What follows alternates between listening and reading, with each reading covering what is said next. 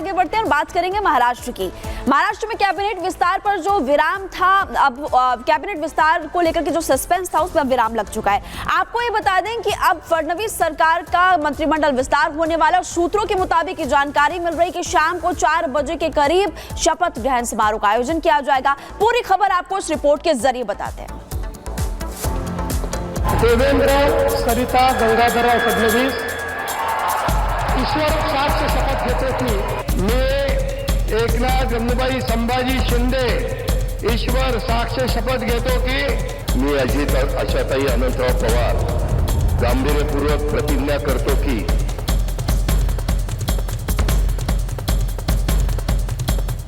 महाराष्ट्र में नए सीएम के शपथ ग्रहण के साथ ही सबकी निगाहें कैबिनेट के विस्तार पर टिकी है, क्योंकि अब तक यह माना जा रहा था कि महायुति के साथ ही पूर्व सीएम शिंदे नाराज चल रहे हैं, लेकिन महायुति में चल रही खींचतान अब खत्म होती दिख रही है। माना जा रहा है कि शिंदे गुट जो कुछ कैबिनेट मंत्रालयों को लेकर अड़ा हुआ था उसे मना लिया गया है और अब आज महाराष्ट्र सरकार के मंत्रिमंडल का विस्तार होगा।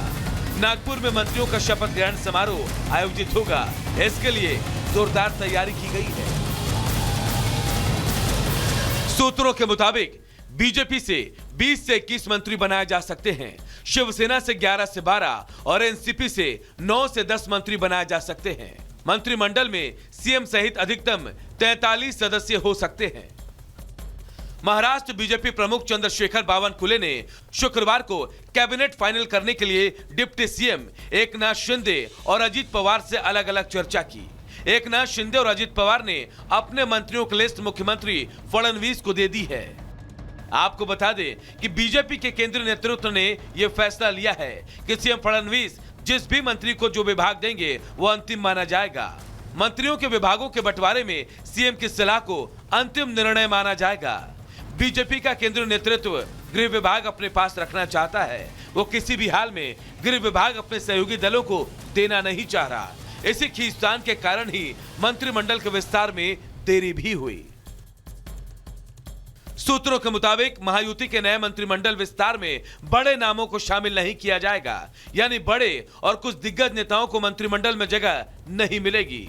महाराष्ट्र के नए राज्य मंत्रिमंडल में साफ सुथरी छवि वाले विधायकों को जगह दी जाएगी।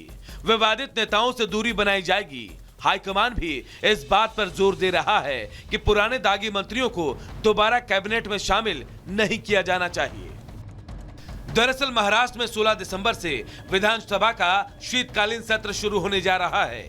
महायुति सरकार की कोशिश है कि सत्र शुरू होने से पहले मंत्रिमंडल का गठन का काम पूरा कर लिया जाए।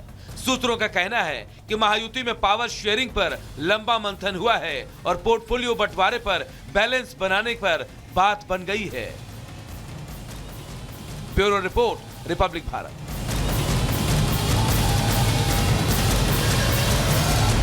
तो कैबिनेट विस्तार का फॉर्मूला हो चुका है तय, लेकिन अब आपको ग्राफिक्स के जरिए हम बताते हैं कि महायुति सरकार मंत्रिमंडल में किसे क्या मिल सकता है और ये जानकारी हम आपको सूत्रों के हवाले से इस वक्त दे रहे हैं। देवेंद्र फडणवीस के सबसे पहले बात कर लेते हैं। गृह, शहरी विकास, सार्वजनिक लोक निर्माण, लॉ एंड जुडिशरी, सामान्य प्रशासन, ग्रामीण विकास, बिजली, ऊर्जा, पर्यावरण और आदिवासी विभाग इनके पास हो सकता है। इस सूत्र हमारे जानकारी दे रहे हैं।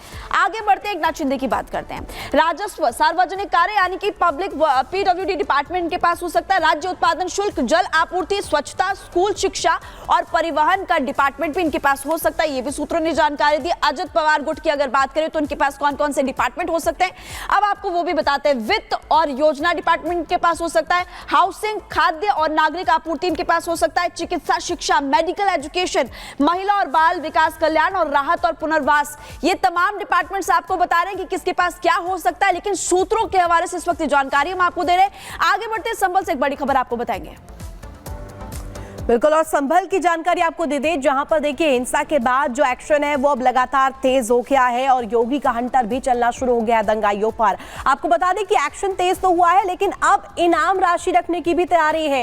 इसके साथ साथ जो संवेदनशील इलाका है, जामा मस्जिद के आसपास का जो इलाका है, वहां पर बाकायदे सर्च अभियान चलाया जा रहा है। कई ऐसे मकान है जहां ताले लटके हुए हैं, अब उन्हें भी चिन्हित करके उसको लेकर के भी कार्रवाई की तैयारी है। किस तरीके से आपको दिखाते हैं इस रिपोर्ट में।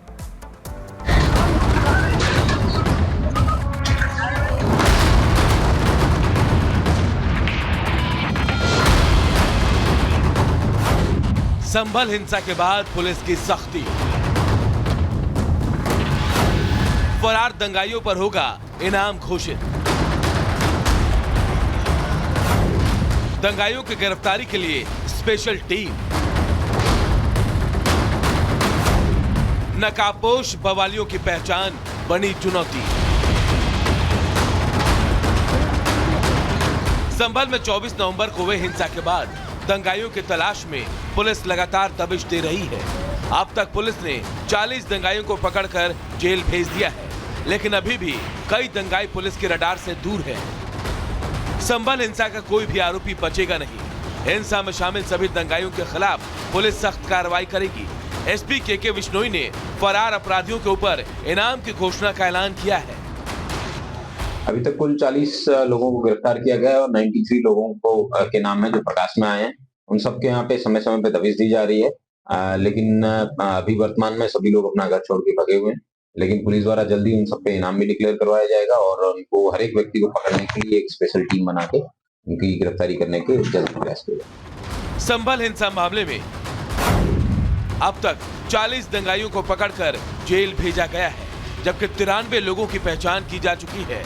400 से अधिक लोगों के फोटो जारी किए गए हैं। इस मामले में अब तक 7 FIR दर्ज किए गए हैं। जानकारी के मुताबिक सभी आरोपी अपना घर छोड़कर भाग गए हैं। ऐसे में इन फरार आरोपियों की धरपकड़ के लिए पुलिस ने इनके ऊपर इनाम घोषित किया है। फरार अपराधियों को पकड़ने के लिए स्पेशल टीम गठित की गई है।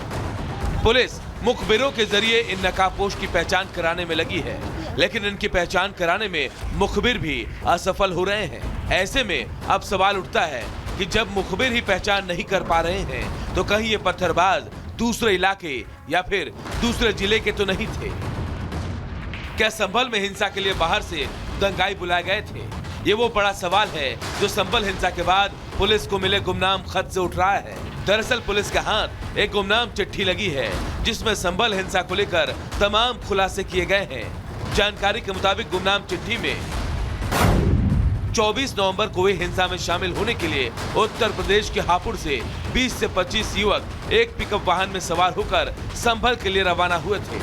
ये सभी लोग 23 नवंबर की रात्रि को संभल पहुंचे और 24 नवंबर को हुई हिंसा के बाद सभी युवक वापस लौट गए थे।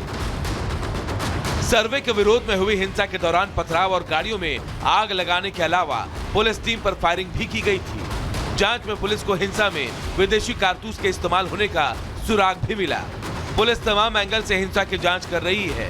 पुलिस की सख्ती बता रही है कि दंगाइयों का शर्तिया इलाज तय है। Bureau report, Republic Bharat. देखिए, संभल में एक तरफ बिजली चोरी और इसके अलावा संभल में अवैध निर्माण को लेकर के एक्शन मोड में योगी की पुलिस नजर आ रही है। लेकिन अब समाजवादी पार्टी की एक सांसद है जिया रहमान बर्क, जिनके घर के बाहर बुलडोजर पहुंच चुका है। बुलडोजर ये क्यों पहुंचा है, सबसे बड़ा सवाल। बिल्कुल, और देखिए लगातार जिस तरीके से कार्रवाई हो रही है, जांच की प्रक्रिया को आगे बढ़ाया जा रहा है और जांच के दायरे में अब कहा जा रहा है कि सपा सांसद का क्या बंगला भी आ जाएगा। और बड़ा सवाल इसलिए हम खड़ा कर रहे हैं कि क्या बुलडोजर एक्शन बंगले पर भी होने वाला है बर्क साहब के।